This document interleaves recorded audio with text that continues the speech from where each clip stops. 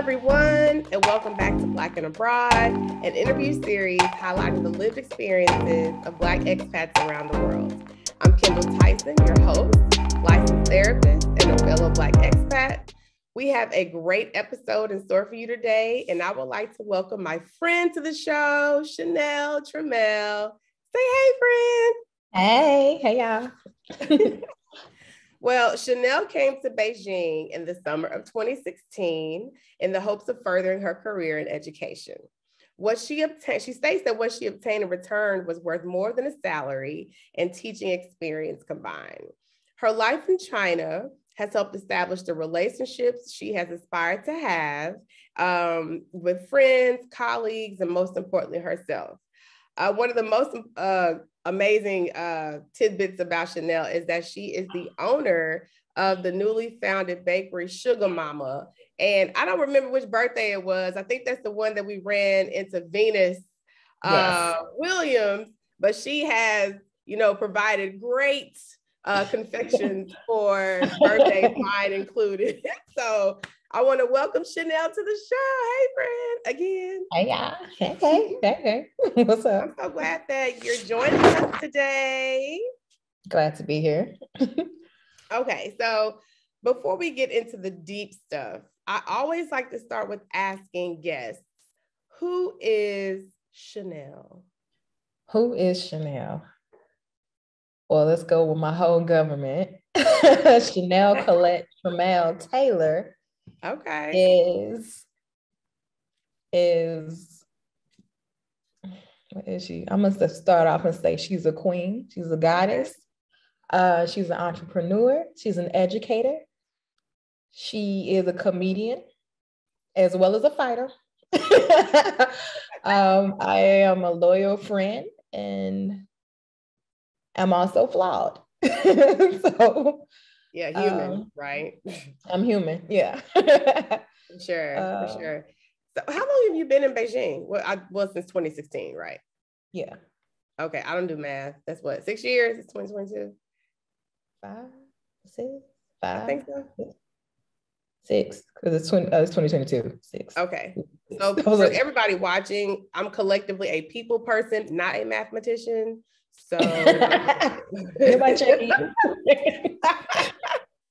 Well, I'm curious. I always, am curious about how people got started or were informed about the expat nomad life. So, please share with us, your journey into becoming an expat. Okay.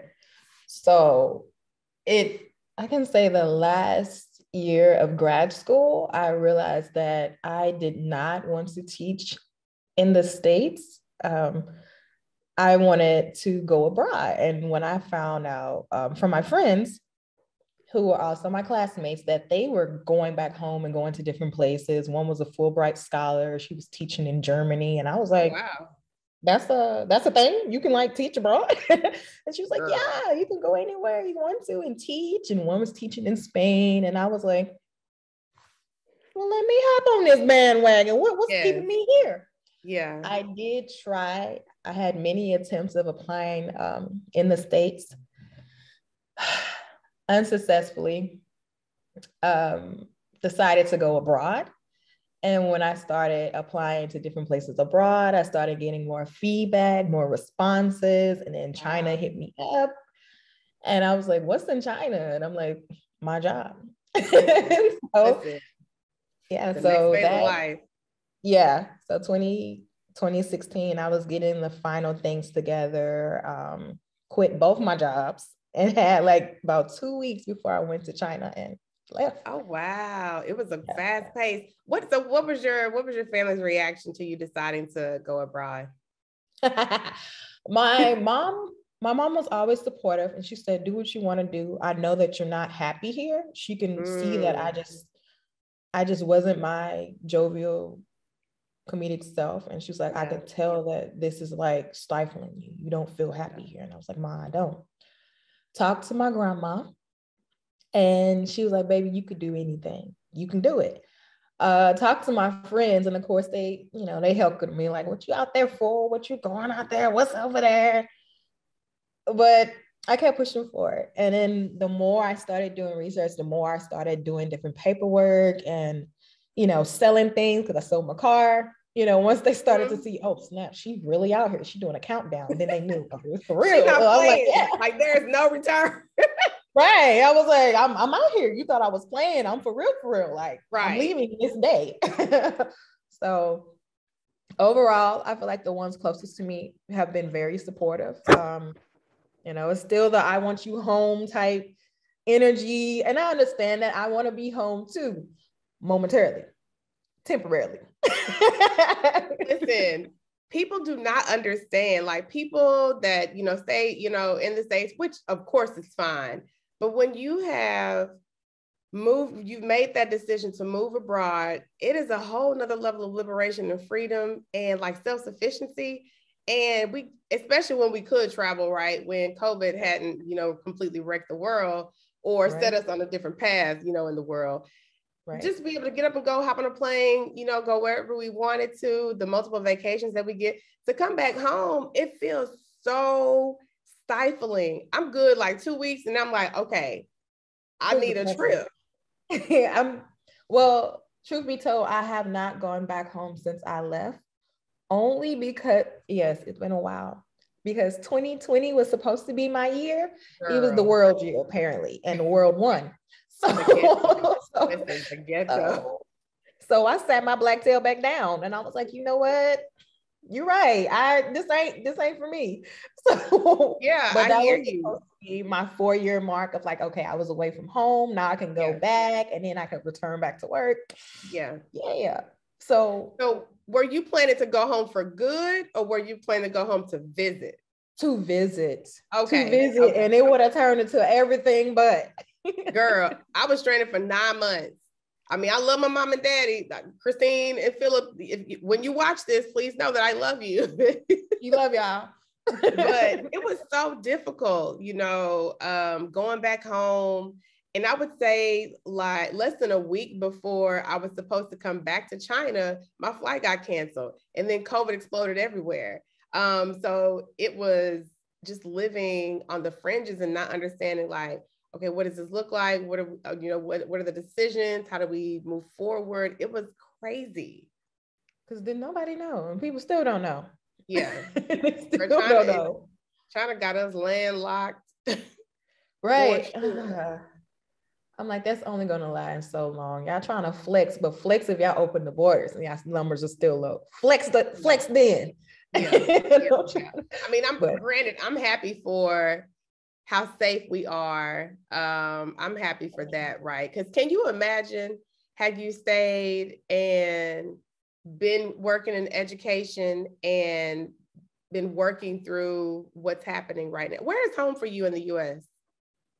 East St. Louis, but I claim Chicago. Okay. I was like, both of them home. Can you imagine like, even like just in Chicago with all the upheaval that has happened, with teachers and school closures, especially in predominantly Black neighborhoods. Can you imagine, having to exist through that? I could say I can't imagine because I hear my mom's testimony of what she's going through now. Mom's an educator? Yes, she is. Okay. She's in high school education. So I'm hearing her how they're doing hybrids and then they're going online and then they're going in, but the kids aren't there. And I'm like, how do you expect these school districts who didn't have the funds to begin with to start doing all these digital platforms as if they were equipped to begin with? And you're like, yeah, make it make sense. So I was like, no, we're gonna be here money all will day. Be found when they want it to be found. That's the thing. How to advocate it. And I'm just like, it's, everyone's exhausted. I can tell my mom's exhausted and she's going to school. So, that's going to school and working and trying to be there supportive for the kids. And they're exhausted because they're like, I don't know the schedule because what are we, online or off? Right. So it's a lot. I can only imagine, how are you managing things with, the feelings of worry and anxiety? Like my mother is a retired educator as well. but she's going back into sub. And my sister is a teacher. She just had a baby. And girl, I be like, I know I get on their nerves with make sure you have your mask on and a face shield and your gloves. And they be taking pictures. I'm like, why you don't have no mask on? They're like, Kendall, it's on my wrist. I just, how do you manage not on that? your face, I need to hear how somebody else manages that. It's stressful because you never know if they encounter somebody who's reckless.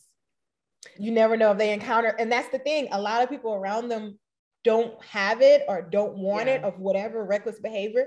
Yes, my sisters and my mom, they have their vaccinations, but people around their folks are not getting sick because they don't have it. They're getting sick because people around them have it and don't care. So that's the thing that I'm really just on edge about. Like, I don't care where you go. Don't get reckless. Put your mask on, let it be second nature. It's not just a fashion statement. Put your mask on. I don't want you to get sick. And as weird as it is, it's like in the States, it's a matter of time that you get it. It's not if you'll get it, it's when you'll get it. Here, it's I don't want it. Who's trying to get it? So it's a different mentality, of acceptance. Like, I don't want to have it. But in the States, it's a matter of time when you will have it. So it's like, and I hate to even think that, right? Because I know lots of people that are doing the right thing. Luckily, no one in my immediate family has contracted COVID, thank God. But like, I know people within my family and orbit that have passed away from this particular disease. And so being over here, I'm wondering, how has daily life, really trying to manage what you're trying to do over here for yourself, keeping your family top of mind, work, your business. How has all of that manifested in your life? I mean, the first thing I could think of is just staying mentally healthy, because there's so much that's going on. Like, I got a therapist recently, so I'm happy with that. Listen, you already know what I'm gonna say. Everybody. Everybody does need a therapist. Yes. And there's so much that I have realized about myself and my faults and where I want to be. And it's just like, I felt I want to be completely healed of my traumas and mistakes and be aware of how I can fix them.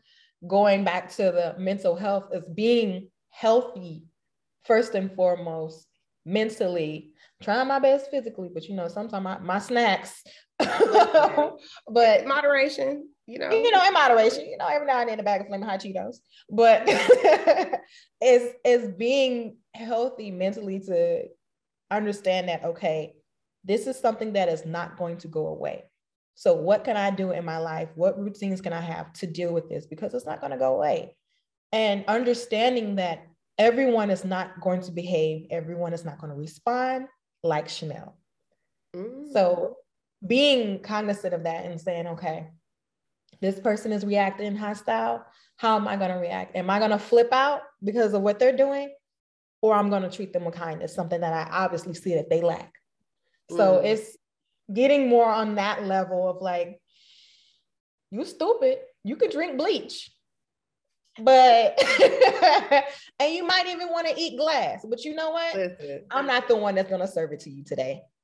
And just keep it moving. That's growth. Girl, that's growth. I'm trying to have that growth. I'm trying to have that. It's like, it's so easy to react. I want to be more of a responder.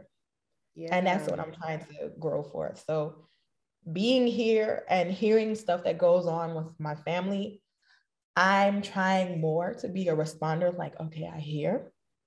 They're telling me for a reason. I am giving them that ear.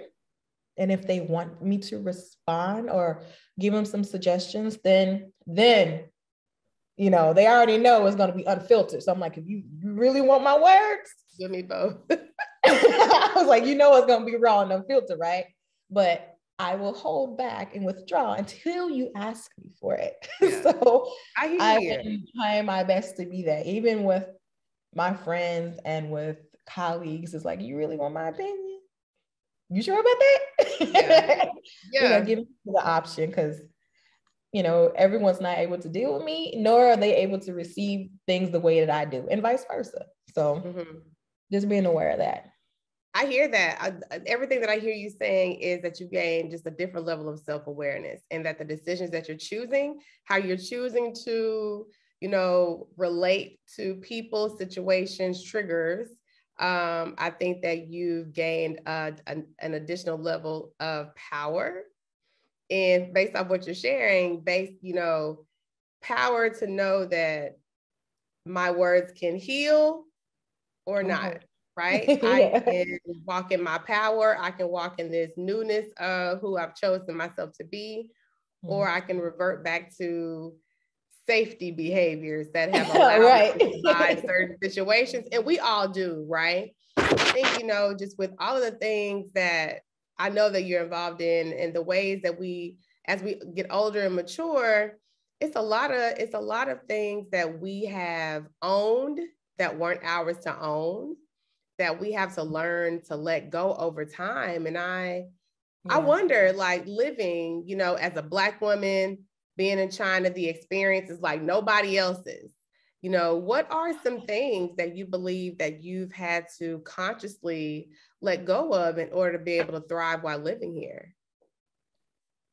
One of the biggest things is that I had to shake the feeling that I'm meant to be here for a reason.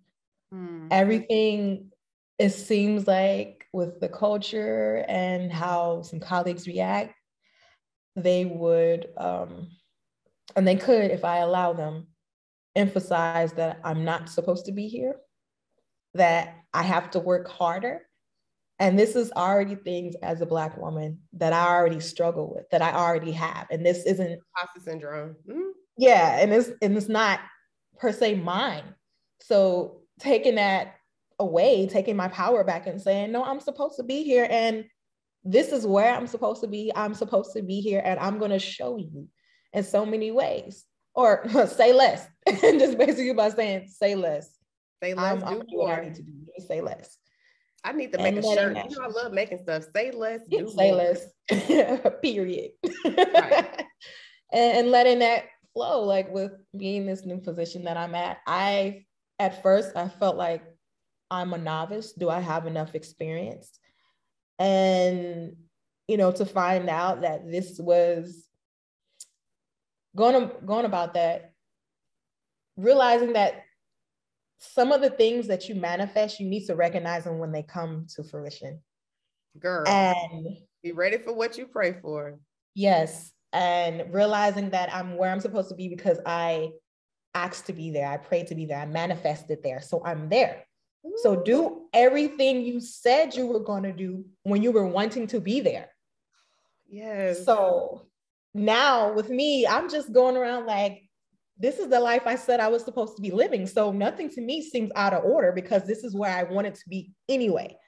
Girl, so you may not have a Baptist bit on this show. Okay. No, for real. Like, just hearing you, I don't mean to cut you off. It's swelling in my chest. Like, just, I'm so happy for you. Thank you. But just realizing this is where I'm supposed to be in this time, and acknowledging I'm not fighting it. Half of the problem with us is that we fight where we are in life. Oh, I'm not supposed to have this. I gotta suffer a little bit. Baby, you done suffered enough.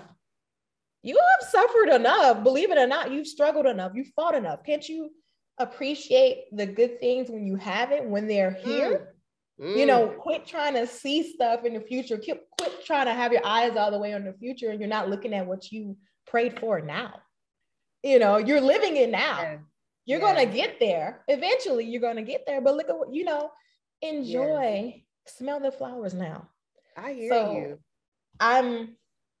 It's been a lot of stuff that I had to uncover, discover about myself with my therapist, the help of my therapist.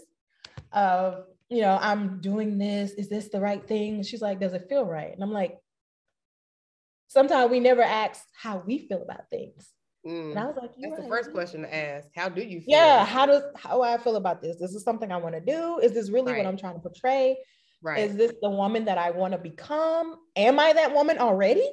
That's something that, way over my head. It's like, oh, I want to be this woman. She's like, everything you were telling me, you already seem like you're there. And I'm like, huh. Let me rethink this. I was like, let me recalibrate my life then. Listen, I hear like what you're saying. A lot of women in your situation, myself included. That's why I was like really, reacting to what you were saying is we don't give a lot of times we struggle with giving ourselves permission to enjoy the fruits of what we prayed for, manifested, meditated on. Like we're literally living the thing that we've worked for. We don't give ourselves credit. We don't give ourselves our own credit. We don't. Or, we're so used to having to fight and go the extra mile. I know myself, included. I say this to my mom all the time, like, why does it have to be so hard sometimes? Why can't things just come easy? And then I ask myself, would I even recognize it and accept it if it did? As simple as it is, because we're so attached to struggling to have something great that when something is handed to us that seem like little to no effort, we don't believe is justified in whatever reward it is. And it's as easy as asking somebody like, hey, can you do this? Closed mouths don't get fed. Girl, and most of the time, and most of the time, we rather be suffering in silence and instead of asking for help. And there are people out there who will be willing to help us, but the fact that we've been done dirty so long, we don't want to ask. There's always a reason to a behavior, right? True. And I also think like our identities, especially professionally, are wrapped into knowing things and being the fixers and the savers. And so sometimes having to admit that I'm not the best versed in this, or I don't want people to think that I'm not good at what I do. If I ask certain people, a lot of these doubts and worries infiltrate and get in the way of us like attaining success that could quite easily could come easier. Yeah. That was my thing. I'm not the most tech savvy, but this year I was me neither. Given the role and responsibility of a digital specialist. So one of my classes for kindergarten now, mind you, that I'm teaching, I was like, look, there's levels to this, that I'm teaching them how to use different apps and using iPads and using different robotics and coding. And I'm looking like, wow. And all that was like threatening. I didn't want to ask for help, but then I was like, look, I ain't gonna get this done. Nothing's gonna be planned unless I ask somebody to help me. And there was people willing, oh, you don't know how to do this? Oh, I'll show you. And I was like, oh, y'all are eager to help somebody. And I'm like, they want you to win. Yeah, but it was me going to them saying, I don't know how to do this, but you seem more versed than I am in this. Can you help me? That's something that I can bring to the table. That's something you can bring to the table, and we can make an amazing class. But it was just me getting off getting out of my pride and saying, that's the only word that's been coming up is pride. We have a lot of pride as people for sure. And I was like, look, I need help. That doesn't mean I'm incompetent. It just means I need help in this moment. Now, show me how to do it. Then I'm good. I probably might be up at the bootleg, but, but in the meantime, I need to know how to do it initially so that I'm able to take it from here. Yeah. So, and just getting that initial, like, it's okay if you don't know. Yeah. A lot of folks don't. Oh, I love it. It's kind of like I say this all the time to clients, students, myself. The expert was once a novice. Right. And in order to be an effective teacher, you have to know how to follow. An effective leader has to know how to follow. And that starts with, ground floor learning. And I'm wondering, through this new position and, being tasked with these additional responsibilities, what's a way that you believe that you've been stretched and grown? Oh, actually being in an establishment that provides professional development courses. That has been something that has been rare to me. Like a lot of the places that I worked before, they're like, oh, okay, we're going to provide this little one-stop shop, a little hour seminar, and that's it. And we expect you to be a master at it. Right. You're like, but this was like a lunch break. But to actually take courses and to have it that this establishment recognizes when you do take courses. Now I'm thinking, oh, I'm gonna just take this course, I'm gonna get a certificate, it's over with. No, they're like, and these people, they're having a meeting and then they'll say, oh, and this person, they've completed the certificate. And you're like, oh, y'all want people to grow. Y'all want recognition. Yeah. And I was like, oh, y'all want to learn me something. Okay. So now I'm feeling like that has stretched me because I haven't been professionally pushed to do more. It's like, okay, this is my realm, this is where I stay, tried and true. But to try more things, to be open to more methods and techniques. And I'm like, okay. And actually to be excited to go back to school, to take some courses, it's not something that, oh, I'm taking this course and I'm missing out on things. It's like, oh, I want to take courses because the more courses you take, the higher the pay grade. We ain't gonna play with the paper. Listen. But it's like to actually be in an establishment that wants their employees, their teachers to continue learning. Because essentially you have to be. You can't push these on these children and expect them to be world citizens if you're not a world citizen yourself. So that's one thing that pushed me. I hear that aspect of the desire to grow, the desire to learn more, the desire to acquire more knowledge. And I don't think that that's just professionally, but it's beaming through you as you say it, that just, I was like, that's that ring light. No. Okay, because mine sit right over there. I see, and I've known you for a while, but I see like just the openness. I see that there's just a level of more self-comfort. That's kind of like what I'm getting, the vibe that I'm getting, right now. It's been a minute since we've seen each other. But that's that's my fault for you. Yeah. So let me ask you. We touched on mental health. We're gonna dive into that a little bit more. Okay. When you think about growing up, I wonder, can you recall any conversations, messaging, in your family or community about mental health? No. Not really, like on the subject of mental health to say, oh, you need to be healthy. That's probably it, but it was never specific as to what needs to be healthy. We all have family members who not quite right, but we never really speak on it. And, and it's like just a tad bit, and it's like no one really spoke on how they got that way. Right. That was something that I was like, so why is so-and-so like this? And it's like, oh, well, you don't really want to know, or they would, whatever happened to them, but they never emphasized like what really happened, what led them there. Because, there's always something that puts a person over the edge. Everybody has a breaking point. Yes. And it's especially in Black families that always seems to be swept under the rug. I'm like, can I just vacuum this dust already? Like people tripping over these knots, all of these bits, right? These lumps. Can you like smooth it out already? Like we don't even like rugs no more. We good. We good on tile. Let's do hardwood flooring. I'm trying to figure out why. It wasn't really a topic of discussion, rather than just sticking by your family and, making money, making something out of yourself. That was more of the conversations, like, oh, you don't want to let your family down. You don't want to make them look bad, but about feeling bad. What about if it's so much pressure on me to make the family look good, and for what? Yeah.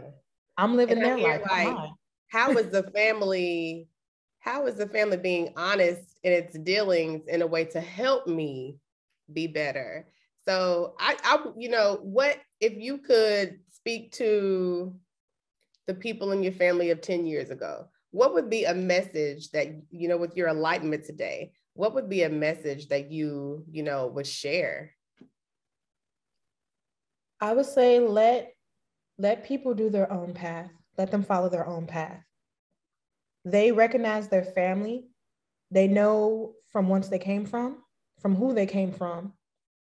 Allow them to fly. Allow them to fly if that's what they need to do. If that's who they are, allow them to fly. They won't forget you. You don't have to worry about being left behind, because wherever they go, you go too. Sometimes it's like that crab in the barrel type feeling. It's like, oh, I don't want you to leave. You're going too far, or, what you gonna do over there? And it's like, I can't expect for certain family members to understand when they haven't even been an inkling of the journey that I've made. So it's not to say that I'm too good. Right. That's never the case. I know from whence I came. It's not to say I'm too good, but it's to say that I can't expect somebody who's never expanded to the world to take the world into consideration. Yeah. When their world is just where they reside. Right. Yeah. And I think there are limitations, right? Depending on, what it is that you're seeking in your life, but we all have opportunities too. And I think sometimes we spend so much time looking at how something can't work that we miss all of the ways in which a thing can actually work out and be beneficial. Yeah. True. It's like, oh, well, you can't do this because blah, blah, blah. And it's like, because you don't know anybody who has? Okay, well, let me be the first. Ooh, girl, listen, we already know that. What's the saying? Not just the representation matters, but in order to be it, we need to see it. Yes, you have to. So because I see that I'm already there and you don't see that, doesn't mean that I shouldn't see it either. Right. I'm gonna still go. You're just gonna see it later when I make it there. Yeah. Yeah. I think that was part of the motivation for me doing this series. Because you know me, I'm gonna talk about mental health any opportunity that I can. And just for people to know, our people especially, that you're not confined to the neighborhood that you grew in, the state that you're from, the community that helped to raise you. You are able to venture out, no matter how far that is. That might be to another state, that might be another country, another side of the world. I think sometimes it's, I keep wondering, like, do we have to be risk takers? That's a question that I tend to ask a lot. But even giving ourselves permission to know that we deserve to do these new and different and risky things that aren't necessarily part of the plan that we have for ourselves initially. I feel like in a way we have to be, because there's not many examples of people who we can look up to. So we have to be that example for future generations. I'm not saying that someone's going to look up to me and be like, oh, Chanel did that, I can do it too. And I'm not saying that they won't. Right. So, but no one would know unless I do what I'm doing. I'm the face to say, hey, there is another option. Yeah. You can come out to China and you can work. Yeah. You're not in the military, as some folks thought. I was just like, there ain't no damn military in China. Right. But this is, learning opportunities for me to say, well, that's Japan, that's not China. They're close, but not that close. I mean, like, and just educate people, like, no, there are positions out there, there's things out there. Yeah, she's living, and still just educating people, like, oh, I see that you're doing this. And it's, talking with some friends back home, it's always like, oh, you still out in China? Yeah. You still where you at? Yeah. All right. Okay.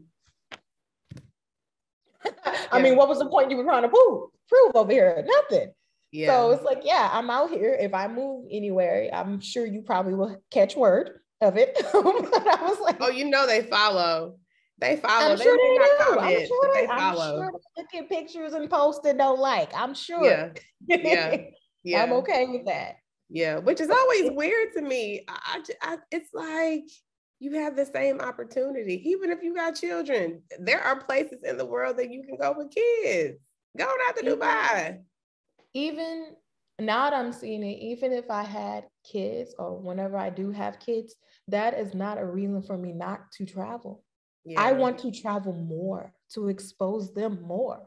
Yeah. You know, if I had that opportunity, if my parents traveled more when I was younger, how would my mindset be? You know, and I'm thinking that you want your children to be able to cope in the world without you. That's ultimately why you have children.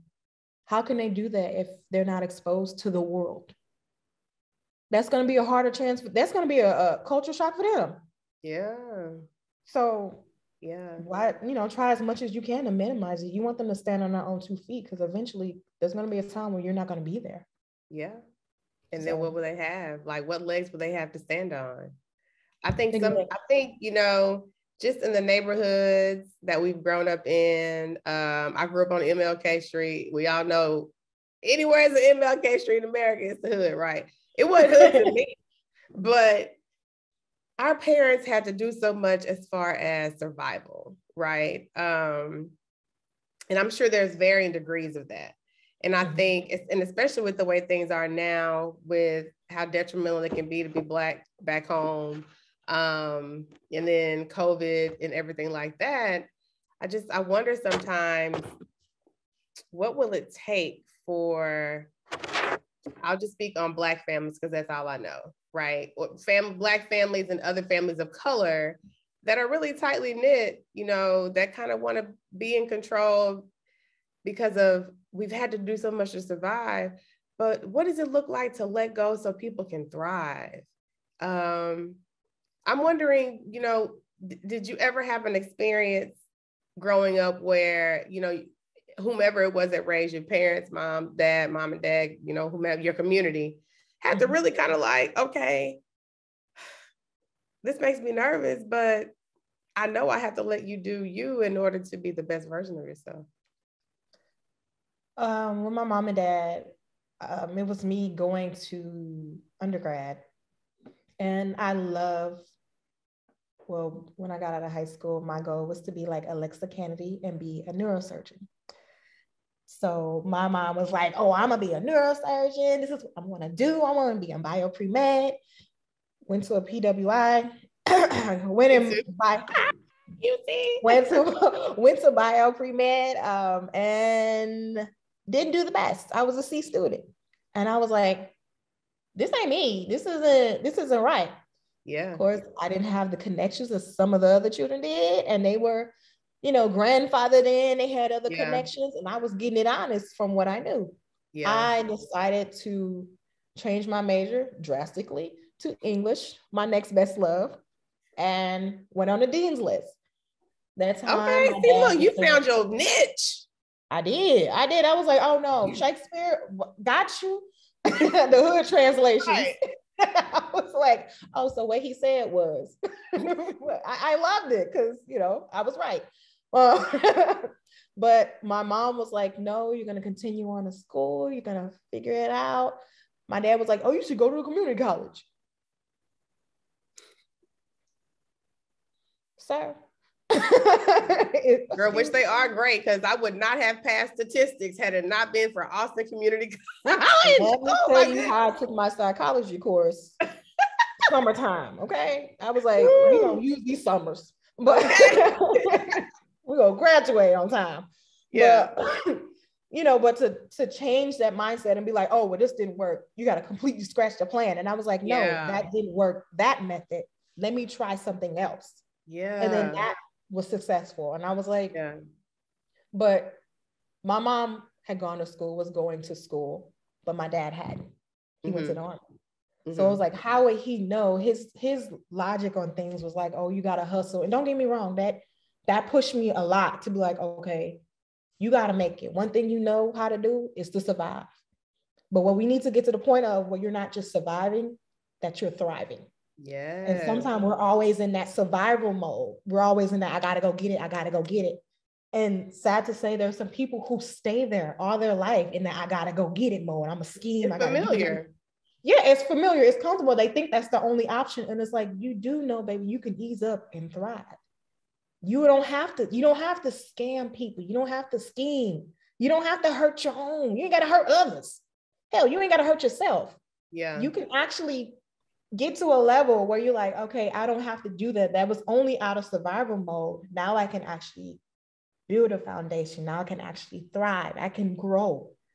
Some people never get out of that mindset. And That's true. Sadly, some people closest to me still seem to have that mindset and wonder why they're steady getting tired, they're ragged, they just feel like there's so much pressure because most of it you're putting on yourself. Be able to be accountable of like, I'm doing this to myself. I hear you. And that's a hard conversation to have, right? Even, in the work that I do as a professional, that's a hard conversation to have with my own therapist. Like, how do I get out of my way? What are the things? Somebody trip me out my way. Somebody clip me real quick. Okay. Like when you get stuck in the fear and wanting to be comfortable and wanting to not fail, because then what will people say? That's so crippling. Oh, what would they say if I don't do my best? And then to look at, but you tried. Have they ever tried?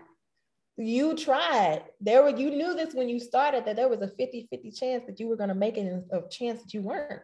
Yeah. And it just fell that way. Does that mean the next time it's going to be the same? No. You're going to have a greater chance of success because of those previous fails. Exactly. And so on and so on. We don't ever look at that. We're always like, oh, We're going to fail. We're going to fail. And it's like, okay, but you failed less than you did last time. Keep going. I got an acronym. I can't remember where I found it. It was online, so I don't remember who to attribute it to. But I say this to students and clients all the time: is failure is the first attempt at learning.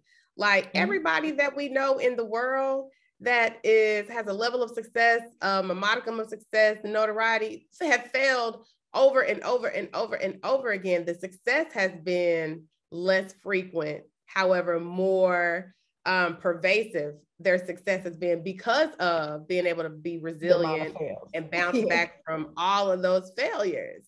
Yeah. Folks don't think it is, and I'm to blame for thinking that too. Like, oh, I don't want to start this, or what if I do something with the cake and it doesn't turn out right? I mean, it's learning fails. I'm learning. I'm not a professional at it, but I'm not a novice either. That's learning. There's things that I'm going to do 10 years from now better. When I look at it now, like, girl, you did it that way. Ooh, but there's things that, you get better over time. Yeah. So it's like, you gotta be a little gentle on yourself. You gotta be gentle on yourself. You gotta be just a little more gentle, I hear you. Especially like, we're both business owners. So, can you tell us like, what was the inspiration, the motivation behind you starting your bakery, and what have you learned about yourself through this process? My inspiration was being homesick and wanting some desserts. Listen, I think everyone here who has a certain preference of sweets thought that Italian cream cheesecake, thought that China was gonna bring it and then didn't. No. And we all learned. We're like, oh, there's bakeries here. Yeah, there's bakeries of fluff.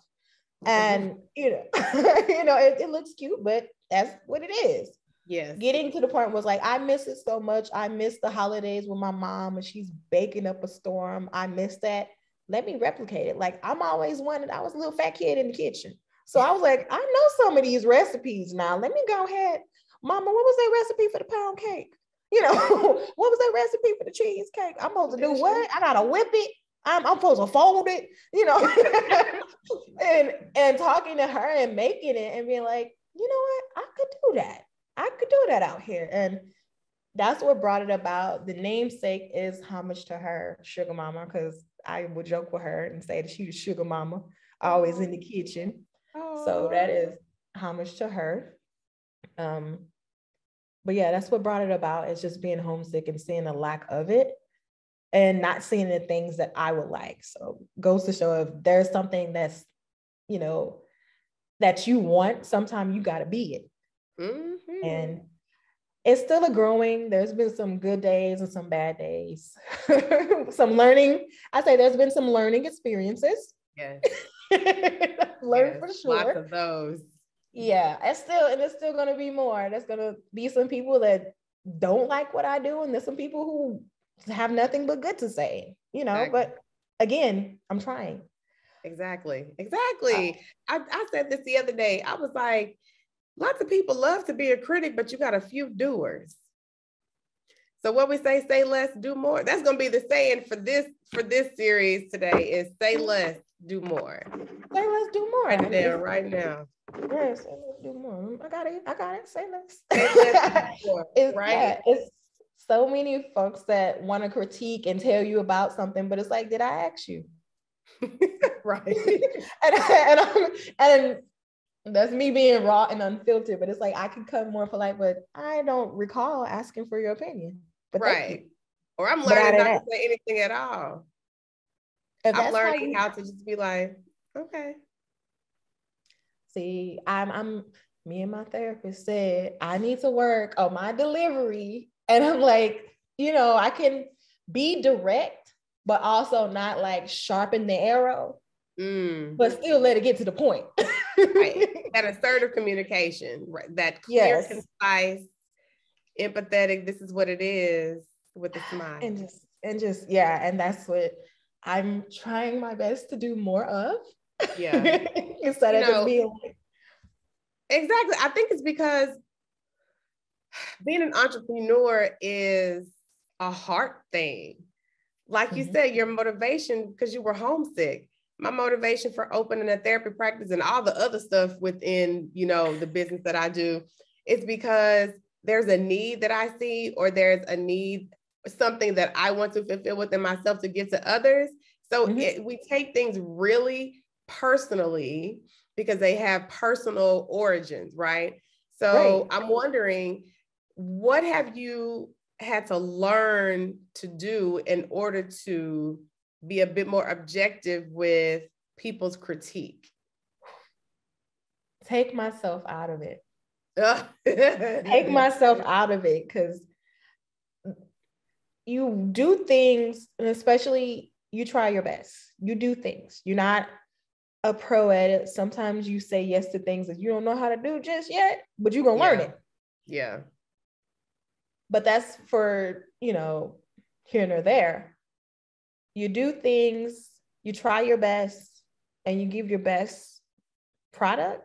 And sometimes it's not reciprocated that way. It's so easy to say, oh, it doesn't look exactly like this. But then I got to take myself out of it and be like, but you tried your best. You gave them everything they asked for. But sometimes you got to realize that what they asked for, they may not actually know what it is that they're asking for. That's what you bring, your expertise, and you could tell them, nah, that ain't going to work. Yeah. Or that's not going to look right. I mean, I could do it for you, but it ain't going to look right. And that's me saying, give them that raw. They have this picture in their mind, and that's not exactly how it would turn out. You know the schematics of everything they're asking. You know the measurements, you know the length and the design and the height and the width, and you know it. You need to be honest with them and say, that's not gonna work, boo. That what you see is not what you about to get. Yeah. and be honest with them. Like, and that's something where it's like, okay, being honest with yourself, what you can and can't do. I've been more like, look, I can't do this. But I've taken that, I've been more open to say, you know what? I don't know how to do that exactly, but I'm going to try. Because when you say that you can't do something, you don't. But when you give yourself the option to, and say, you know what? I don't do it exactly, but guess what I'm going to do? I'm going to try. Yeah. when I keep trying, I'm going to get better and better and better. Exactly. And it's going to get to that standard of what you have in mind. Exactly. So I'm or better. Yeah. I look at it like that when it comes to mental health as well. There's when people haven't ventured into the therapy space, they don't know necessarily what the outcome will be. And a lot of times I say it's going to be what you allow it to be, right? If you go in led by fear, which a lot of times that makes sense, it's being open to the unknown. And I think that starting a business, choosing to move abroad, living in the time that we're living right now, we have to be very open to uncertainty and okay with uncertainty. And I know that's always been a struggle for me. So I'm wondering, what are some things right now that you notice you're doing to take care of yourself through all these roles that you have and the uncertainty that we're living through? How do you take care of yourself? Well, one, self-care. Two, I would say the biggest thing is saying no. I will say no in an instant. Like, oh, I could do this. You know what? I ain't feeling good. I'm not feeling myself. Yeah. And even if I feel like I'm not like physically sick, my energy is off. Yeah. My energy is off. I'm not going to be such a hospitable person. I just feel like something's just wearing on me. I don't know what it is. If my energy is off, I'm like, oh, I ain't sage. I ain't light a candle or something. Something's off. I'm like, it's a done deal. I got to take some time and recalibrate and see what's going on with me. I will take the time to say no and to not feel guilty when you do. That's another thing, is that I said no. Oh, I got to make it up to them in due time. Or not. Or not. I'm trying to be more positive and say in due time I'll make it up. Yeah. Or I'm just like, or not. I hear you. Or not. Oh, I missed that opportunity. Oh, okay. Another one's coming around. Guess what I did not stop doing? Breathing. So it's getting to know that it's okay to say no. And sometimes because you said no, other opportunities come up for you that were better than the one that you were expecting, that you were requested for. And saying, oh, because I said no, I didn't go to this event, but this other event came up and that was something that I really wanted to go to. But I wouldn't have been able to do it if I said yes to that event. And you know what I hear when you say that is operating in your truth, being honest with yourself it would lead you to what's actually meant for you. Yeah. And that's a good thing. Yeah. Not letting people force things upon you and say, well, you should do this. I should not. You're listening in a heartbeat. Not. Okay. No. Thou shalt not. People, like, that's one of the things I think that's been more prevalent is understanding, especially in the Black women circles that I run in online and in reality. No is a complete sentence, and it's okay to say no, and without worrying how we're going to be perceived, because another person's perception of me is not my responsibility nor my business. However, what I choose to put out and how I choose to live in my truth is all my responsibility. Mine. Yeah, it's all mine. Yeah. I own it, right? Yeah, if I say no, that's it. Yeah. You asked me if I could do something, I said no. I don't have to tell you what I'm doing. I should not have to give you an explanation that you feel is justifiable for me to say no. Why am I giving you power in my no? No is a no. Yeah. Can I know? Yeah. Exactly. When you think of, let's just think of like ways in which running your business, we have just, a few more questions. Ways in which, working full-time, running your business, has affected your mental health. I'm wondering, how have you grown as an individual through these multiple identities that you've chosen? Like I said, I've exercised saying no. I would sometimes take orders on days that were work days and go against my own boundaries just to make it easier for someone else. And then I started saying, why am I stressing myself out, losing sleep to make this order for someone that's just an occasional thing? Why? These are my hours from 9 to 5, Okay, Big Red. So why am I doing other than that? As Yes. what it is, I need to be more grounded on, no, this is what I said.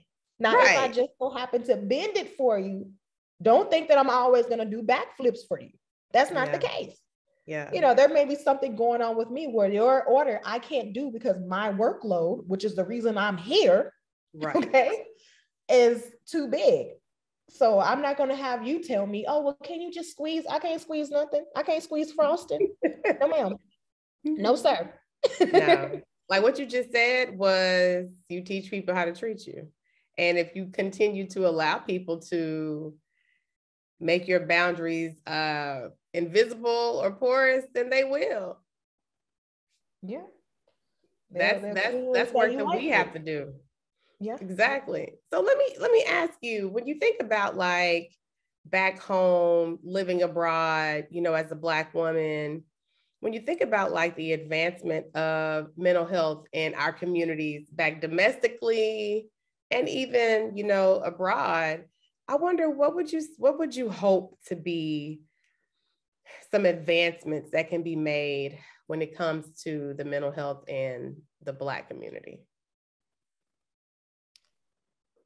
I would hope there were more resources, more centers, and there are more open conversations about it.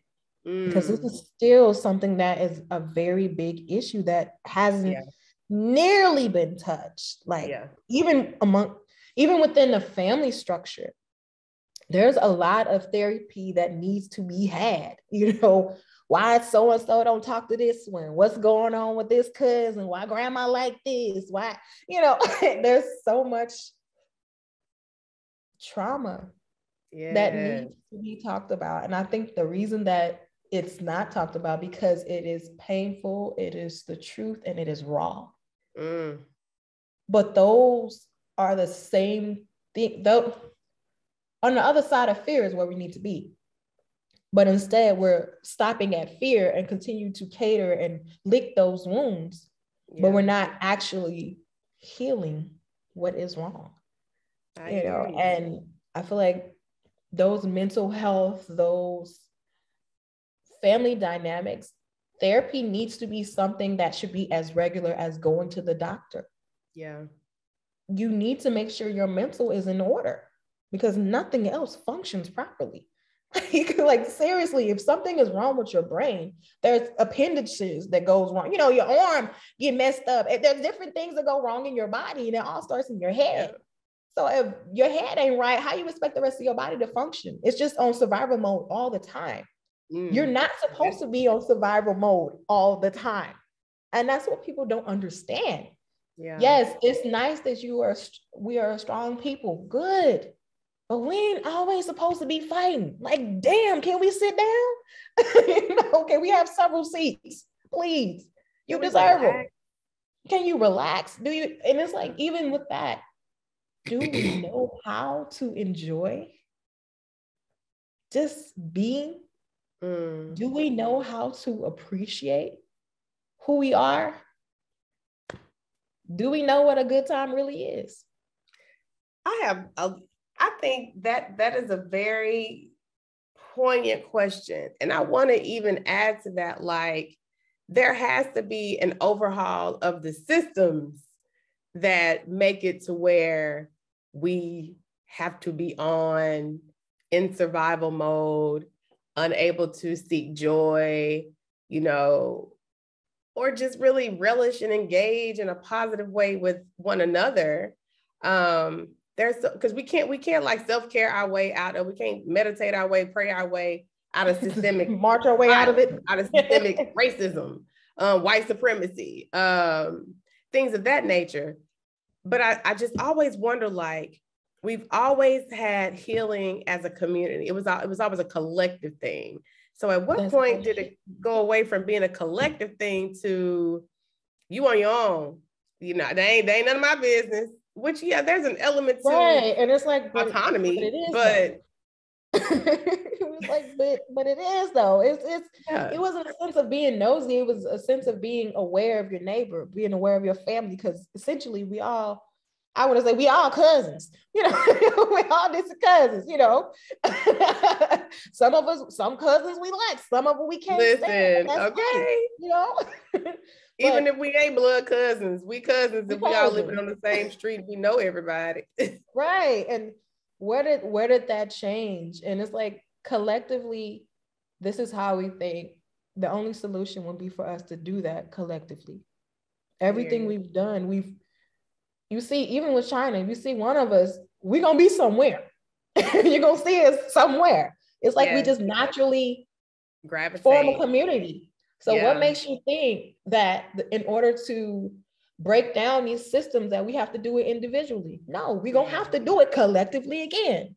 You know, it was so weird. This experience of this past Sunday, I had a photo shoot for a friend.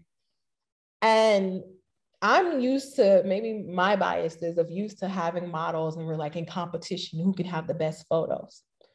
But this energy that we had was so organic. We were just like, yes, I see you. Give us brows. Okay, hair flip. Listen, because you know we compliment each other like just boom. Instantly. It was like, oh, I see the way that afro throwing. Okay. You know, I see the locks locking. Flip it up for us once. Okay. Flip a lock. You know, and it was organic. It was genuine. It was a vibe. And I was like, why are these moments rare? Why is it that question? You know, and it's not that people don't want to do things. Why are moments like this so rare where you can't just be amongst people that have the same energy as you? You know, and I was like, okay, I'm gonna be a little too much for this group. No, I was exactly where I needed to be. And I want to piggyback off of that and ask, so how do we create spaces that are safe so that we can share energy and vibe all the time in a collective, healthy manner? Oh, you know what? If I knew, I would be in them spaces more. If I knew, the only thing I know to do is to make my own space that. Yeah. That's the only thing I know how to do, is that I can create that environment that I want to be in. Yeah. So I try my best wherever I live. That's where I want to be. My place, even my little fur baby, just like me. You know, sometimes she wants attention. She wants to be the one of the center of attention. And sometimes she's like, girl, leave me alone. Let me go to my corner. This girl, bye. And, you know, and I'm like, okay, I feel your energy. You know, I'm gonna let you be. You know, that's, I don't know any other way than to create it. You know, I feel like sometimes I can't go into certain circles because you could just feel the vibe. And you're just like, oh, hell no. Yeah. This ain't for me. Energy don't lie. Yeah, energy does not lie. Like, oh, my energy is too lit for this. Or, you know, and sometimes my energy isn't there. Sometimes I'm like, y'all too lit. Y'all need to turn that shit down. My energy isn't there. So let me go home. I'll go home and y'all got me for an hour and I'm good. I have no problems going home. I will take a DD home. You said what? Home is where the heart is. Let me go. You know what? That's a good segue into this, you know, next question, which is, I would say maybe our second to the last. When you think about home, and I mean home back domestically, what are some, after having lived abroad for a time, whether you choose to go back or not, right, abroad, what are some ways, after being here and seeing how things can be different and kind of seeing back home from a different perspective, what are some ways that you would like to impact your community back home? Or what are some ways that you're already doing that? I hope so. Let me find out. What I would like to do is to make it known that there are ways for people of color preferably, or specifically Black folks. Listen, Because okay, we I go am with a Black Black, and then we woman can give speaking everybody else they do. Black, because I'm speaking of, Yes. from my experience, that for Black people, that they can travel abroad and they can benefit from these experiences. I'm not to say that every experience is going to be suitable, Right. but you're always going to learn something. And that being there and just being present provides so much more than not being there. There's so much that we can change if we are present and in the room rather than not there at all. Exactly. So I would hopefully like to have some way where I'm still either maybe a school, teaching center, however, that I can work with someone and say, hey, let's provide these opportunities that more Black kids can travel abroad. We need that exposure. We thrive in these places. I don't know where I know how it came about, how the stigma came about that Black folks don't like to get educated. We don't like to do things. We don't like to think. And I'm like, where did that happen? Because we stay educated. We start schools. But I was like, everything. I mean, and all of us around the whole diaspora, we always there's somebody in education somewhere. Yeah. You know, in some family, there's someone who's in the education field. If not everybody, you know, we're out here. But are we in the places that make our presence known? That's the thing.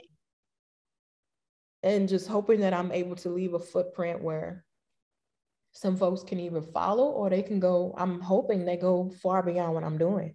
Right. I would love that. I mean, if you follow my footprints, cool. But my goal is to have you go further than where I'm going. You know, so let me dig the dish slide through. Listen, that sounds like I need you to write that down in your journal, talk to your therapist about that, about what does it even look like to create like a pipeline, a connecting type. That's what I hear is, you know, being able to connect people with services to get them abroad, because the opportunities are limitless. And this is what I was going to say. It was something that you said earlier about I belong here. And I was going to, you know, add to that, we belong everywhere. And we have to know that. That's the thing. We have to know that. We don't see that. We don't believe that. Everywhere. Exactly. Whether they treat us with the respect that we deserve or not, we belong everywhere. People benefit with the diversity of experience and thought and, you know, knowledge that we provide. So I'll say that. I know that a lot of us deal with a lot of imposter syndrome. So that right there, that might even be, because, you know, I'm doing a sister circle in a few weeks. That might even be one of the topics that we talk about, is how do we collectively support each other when we struggle in these particular areas? True, because that's one thing as well. Collectively, you could be suffering with something and you're still support somebody else.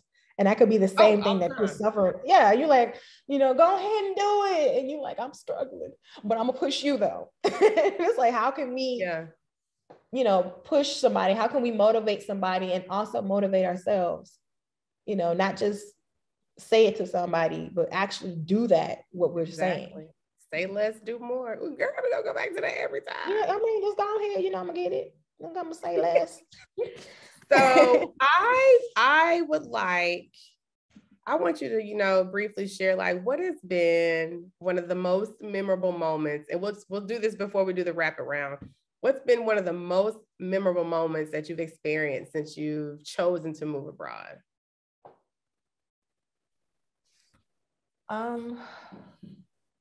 I would say the most memorable moments would be creating a family here that I feel at times is more authentic and supportive to who I am and my growth. And seeing how now as an adult woman that this family that I created, even though we can go different places in the world, I feel like our bond is still there because we've grown together. Now, we may not have been childhood friends or anything, but we've all been in a situation where we're totally new, culturally different, and we're, shining through this place. We're all here to thrive, but we linked up with each other to make it easier to do that. Whether I help somebody, they help me, just someone that had the commonality that we know from whence we came. We may have had different backgrounds, but to have a basis of, hey, you my sister, you my brother, let's help each other, because it ain't gonna get no easier. But as a collective, we could do something. Having that family show so much love and support and acknowledge my growth, where maybe some family members back home don't see that because they don't see me every day. They don't actually know what I've grown or how I've grown. Yeah. They just know me from whence I was back home. And it's like, oh, you used to be this way and you still got them angry tendencies. And I'm like, oh, little do you know, I'm not in jail. It's like, I was like, I may snap at you, but trust me, I am definitely not the way I was when I left. Yeah. But you have to know that. Like that's something that you have to know. People can only see us from their level of perspective, right? And that's not anything for us to, it hurts sometimes, of course, but that's not anything for us to assume as our own.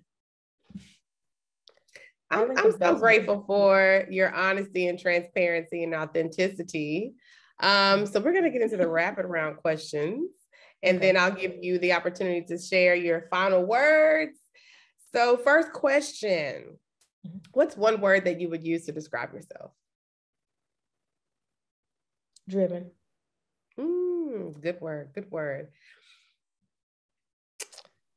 We talked about self-care. What do you miss most about home?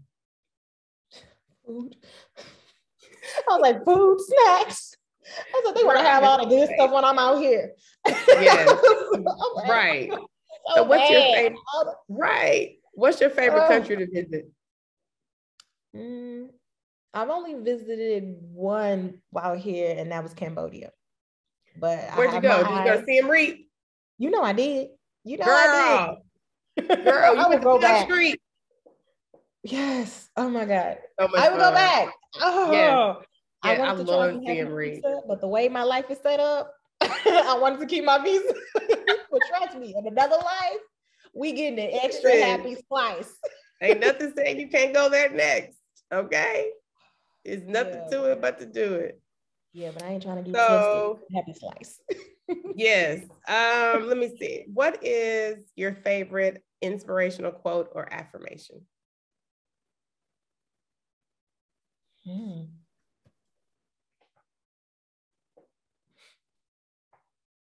That's a good one. I don't know, but it has to be anything by Dr. Maya Angelou.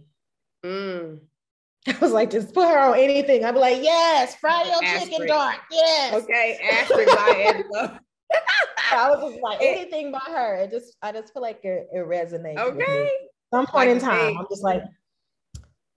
Exactly. Yeah. So I think the one that comes to mind for me when I think back on what our conversation was, it's, if you can't change a situation, I know I'm about to mess it up. It's kind of like, if you can change the situation, change it. But if you can't, change your attitude about it.